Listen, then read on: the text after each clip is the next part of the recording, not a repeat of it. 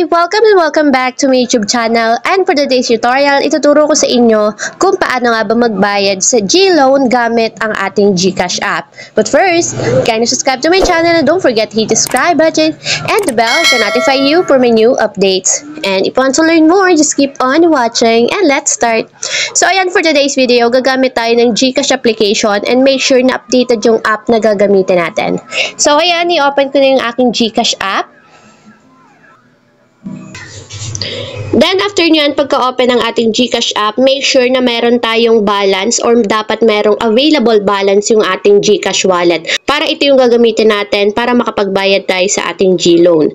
So, ayan, kung makikita nyo, meron akong balance na 357.33. So, ang aking monthly is 265. So, pwedeng-pwede ako makapagbayad ngayon sa G-Loan since meron ng balance ang ating GCash wallet.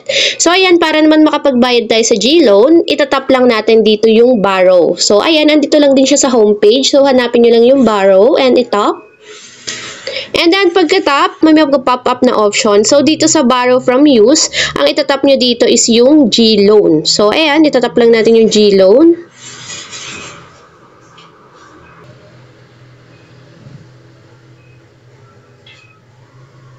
And ayan, kung makikita nyo pagka-top, may lalabas dito yung ating summary ng G-Loan.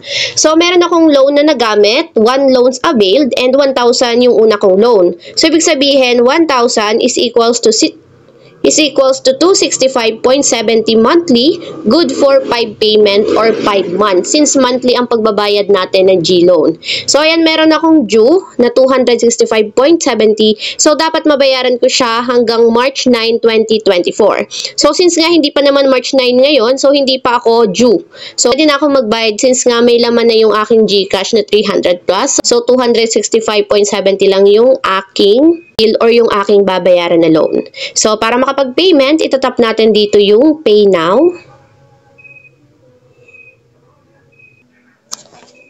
So, ayan, after nyan, ganito yung lalabas. So, amount due is 265.70. So, yun yung pinakang due natin for the month of March. And dito ilalagay natin kung magkano ba yung ibabayad natin. So, 265.70 lang yung ibabayad natin since yun lang yung due natin for this month. Pero kung gusto nyo naman, pwede naman kayong magbayad ng full. So, pay in full is 1,328.49. Pero wala naman akong balance ganun kalaki. So, 265.70 muna yung aking babayaran for this month.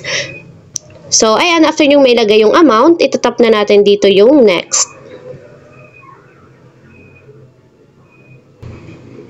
And ganito yung lalabas. So, ito yung pinakang summary ng ating babayaran. So, 265.70 yung LLS sa ating GCash wallet. So, tap na natin yung pay, 265.70.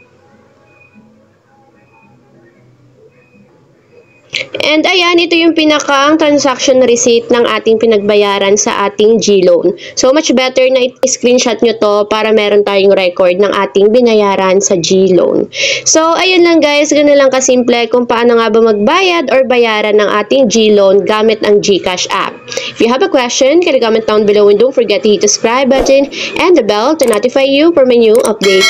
And thank you for watching! Living life, every day, late at night, not okay.